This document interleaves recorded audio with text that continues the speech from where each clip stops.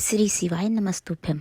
हर हर महादेव। दोस्तों, जिनके यहाँ पितृदोष होता है, काल सर्प दोष होता है, वास्तु दोष होता है, उनको ज्यादा कुछ नहीं करना होना।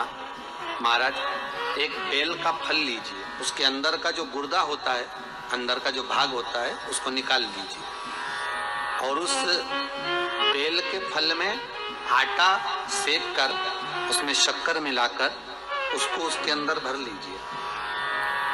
अमावस्या के दिन सुबह 10 बजे से पहले उसको अपने घर में घुमाने के बाद में जिसको काल सर्प दोष बताया है, पितृदोष बताया है या वास्तु दोष का स्मरण बताया है, घर में सब दूर घुमाकर अपने परिवार का हाथ का स्पर्श कराकर पीपल के पेड़ के नीचे तक खड्डा खोदकर उस बेलपत्र के उस फल को दाब दीजिए। महाराज, केवल एक अमावस्या करना रहता है, पितरों के दोष से मुक्ति मिलती है और हमारे घर के कार्य सफल होना प्रारंभ हो जाते हैं।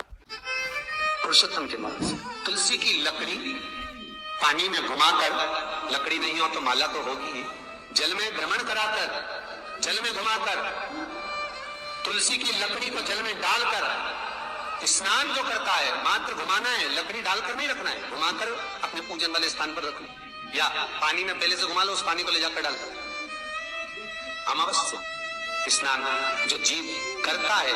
शिव महापुराण की कथा कहती है, जितनी वर्ष में सोमती पड़ती है, सोमती अमावस्याएं पड़ती हैं, शनिचरी अमावस्याएं पड़ती हैं, सारी अमावस्या का पुण्य उस जीव के खाते में चला जाता है। तो जिस बेटे ने जन्म लिया उसका नाम भानु कोपन हुआ। भानु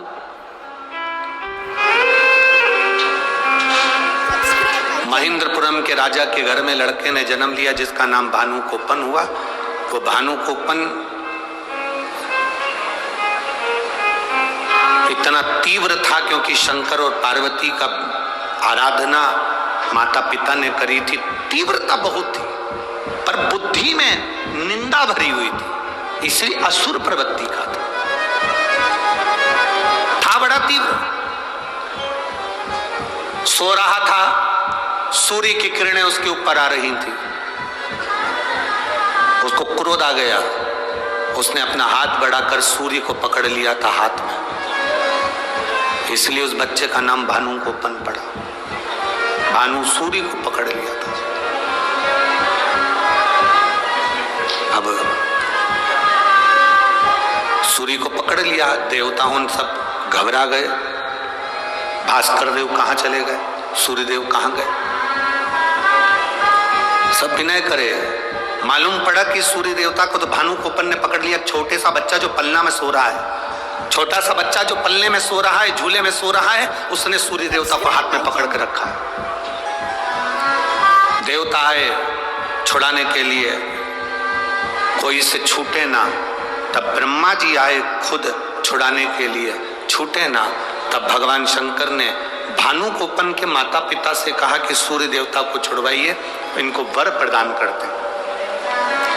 पलने में झूलते हुए भानु कोपन को वर दिया, इंद्रदेव ने वर प्रदान कर दिया, ब्रह्मा जी ने वर प्रदान कर दिया, सब ने वर दिया। तो भानु कोपन को जो वर प्राप्त हुए, उस वर से भानु कोपन और तीव्र हो गया। बड़ा होने के बाद माता पिता तो शिव भक्ति में लीन होकर काशी में चले गए और इसने अपनी सत्ता का स्थापन कर लिया। सत्ता का स्थापन, अभी तक प्रजा में शिव भक्ति थी, अब वो शिव भक्ति समाप्त। अब केवल अहम, अहंकार, क्रोध, लोभ, आसक्ति, वासना, तृष्णा, केवल यही, केवल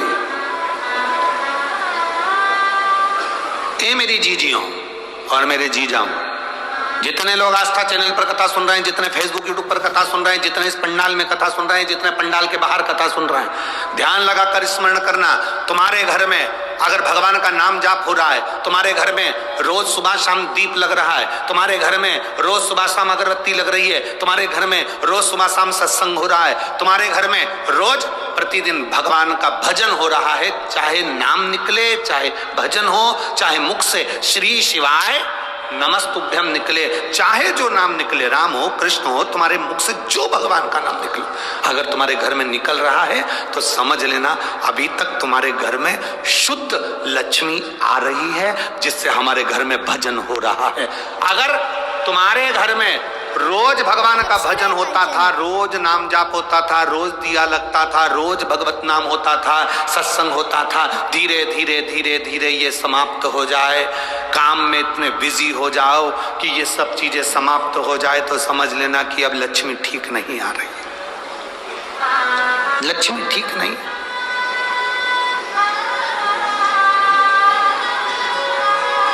एक विचार करिएगा, एक राजा के महल के पास में एक व्यक्ति रहता था, उसके पास में बहुत अच्छी कमाई होती थी। अच्छी कमाई होती थी तो उसने सोचा मैं करूं क्या, इतना सारा धन आता है मैं क्या करूं। उसने अपनी पत्नी से पूछा कि मैं इतना धन इकट्ठा हो रहा है, अगर मैं पैसा इकट्ठा करके रखूंगा तो चोर चुरा के ले जाएंगे, सोने की ईंट रखूंगा तो चोर ले जाएंगे, चांदी की ईंट रखूंगा तो चोर ले जाएंगे, अब मैं करूं तो करूं क्या। पत्नी बड़ी समझदार थी, ना जाने लोगों को क्या हो जाता है जो पत्नी को समझदार नहीं समझते।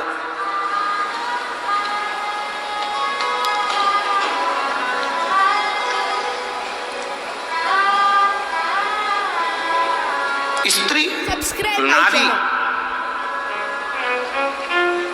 अपने पति को, अपने पिता को, अपने पुत्र को, अपने घर को कभी डूबता हुआ नहीं देख सकती। वो बल उसमें है, कुछ भी करेगी, और अपने पति को, अपने परिवार को, अपने बच्चों को डूबता हुआ नहीं देख सकती।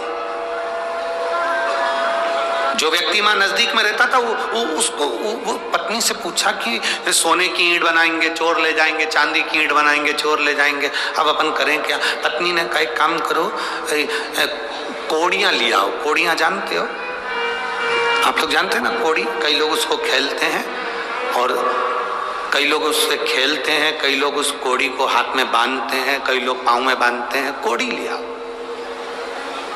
कोड़ी। हाँ, पति ने पूछा इस कोड़ी का करेंगे क्या, तुम तो लाला के रख लो, जब देखा जाएगा, तुम तो रखो। पत्नी के कहने से पति कोड़ी लाला कर बोरों में भर भर कर, झोलों में भर भर कर, बेगों में भर भर कर रख दिया, पूरा घर भरा गया। एक दिन राजा बीमार पड़ गया। राजा बीमार पड़ा तो वेदों ने आया, डॉक्टरों ने कहा कि इसका एक ही इलाज है, बाजार से कोड़ी लाओ, कोड़ी में आग लगाओ, उसकी राख तैयार करो, शरीर पे लगाओ, राजा का शरीर ठीक हो जाएगा। अब नगर में देखा तो कोड़ी नहीं, महल में देखा तो कोड़ी नहीं। कोड़ी कहाँ गई, कहा वहां बिकती है। बाजार में गए तो एक भी कोड़ी नहीं, सवेरे सवेरे लिया जाता, पूरी कोड़ी खरीद कर लिया था। मालूम पड़ा कि कोड़ी नहीं बाजार में, कहाँ गई। व्यापारियों से पूछा तो कहा एक व्यापारी आता है, वो पूरी कोड़ियां भर कर ले जाता है खरीद के। अच्छा, उसका एड्रेस दो।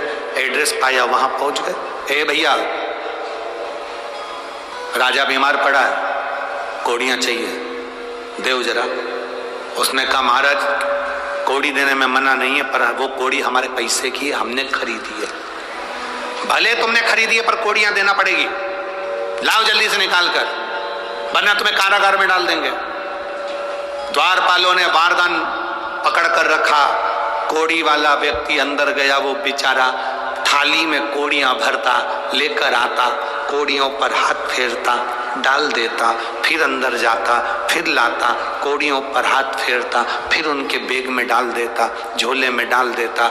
इतने में द्वारपालों ने कहा एक बार में पूरी कोड़ी उठाकर क्यों नहीं लिया था,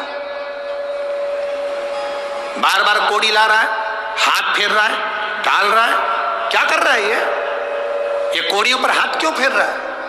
उसने कहा भैया मैं कोड़ियों पर हाथ इसलिए फेर रहा हूं, इसमें से वो कोड़ी ढूंढ रहा हूं, ऐसी कौन सी कोड़ी आ गई जो मेरी इतनी सारी कोड़ियों को लेकर जा रही है, उस कोड़ी को ढूंढने का प्रयास कर रहा हूं।